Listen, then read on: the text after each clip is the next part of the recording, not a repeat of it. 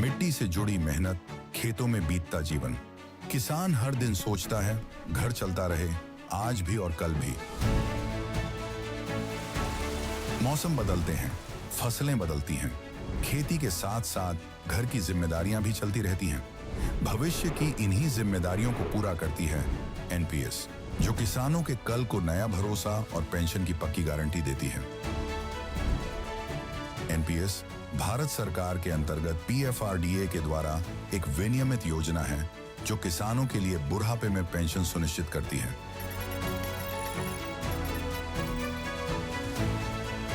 NPS खाता खोलने के लिए अपने नजदीकी सीएससी से संपर्क करें या 1800-1107-08 पर कॉल करें। पेंशन की पक्की गारंटी के लिए एनपीएस जरूरी है। 1 अप्रैल 2026 से देश में इनकम टैक्स का खेल बदलने वाला है।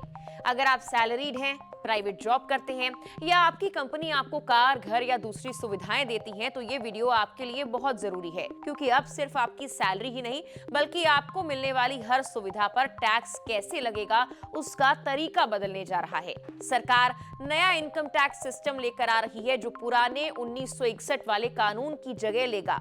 इसका सीधा मतलब है कि टैक्स कैलकुलेशन अब पहले जैसा नहीं रहेगा और सबसे बड़ा असर पड़ेगा आपकी टेक होम सैलरी पर।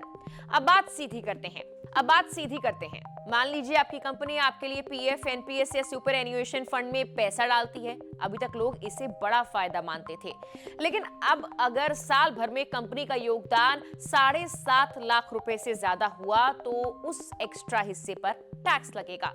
सिर्फ वही नहीं, उस पैसे पर मिलने वाला ब्याज भी टैक्स के दायरे में आएगा, यानी रिटायरमेंट बेनिफिट भी अब पूरी तरह टैक्स फ्री नहीं रहेगा। अब एक जरूरी शब्द समझ लें, पर्क्स। इसका मतलब है आपकी सैलरी के अलावा मिलने वाली सुविधाएं जैसे कार, घर, गिफ्ट, क्लब मेंबरशिप।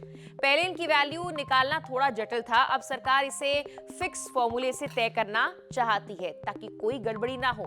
इन सभी बदलावों का असर सीधा आपकी सैलरी स्लिप और फॉर्म 16 पर दिखेगा।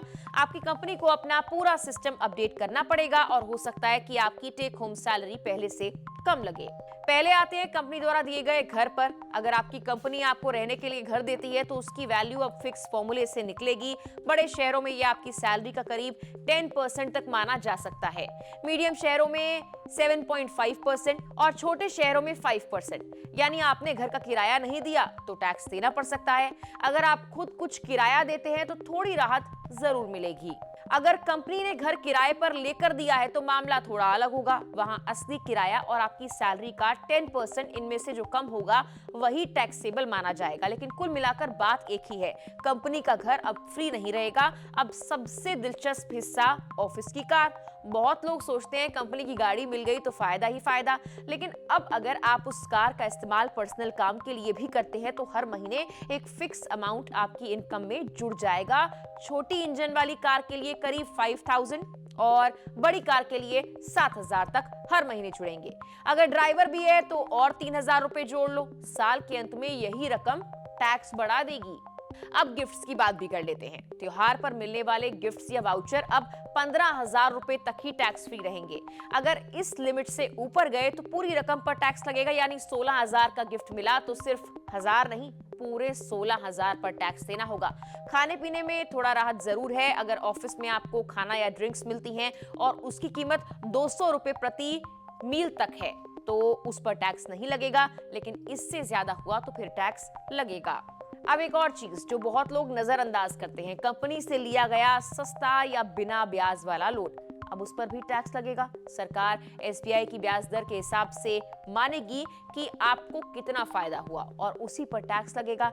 हालांकि 2 लाख तक के छोटे लोन या मेडिकल इमरजेंसी के केस में राहत दी गई है। अगर आपकी कुछ इनकम ऐसी है जिस पर टैक्स नहीं लगता तो उससे जुड़े खर्चों का भी नया नियम आ गया है। अब आप मनमर्जी से खर्च क्लेम नहीं कर पाएंगे क्योंकि एक फॉर्मूला तय किया गया है जिससे ये लिमिट तय होगी।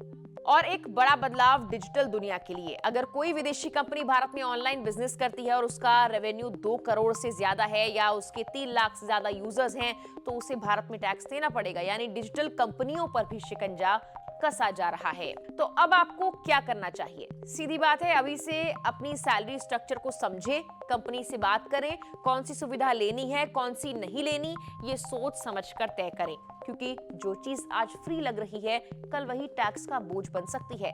अगर आप अभी जाग गए तो नुकसान कम होगा, वरना अप्रैल के बाद जब सैलरी स्लिप बदलेगी तब समझ आएगा कि गेम कैसे और कब बदल गया। फिलहाल के लिए इस वीडियो में इतना ही।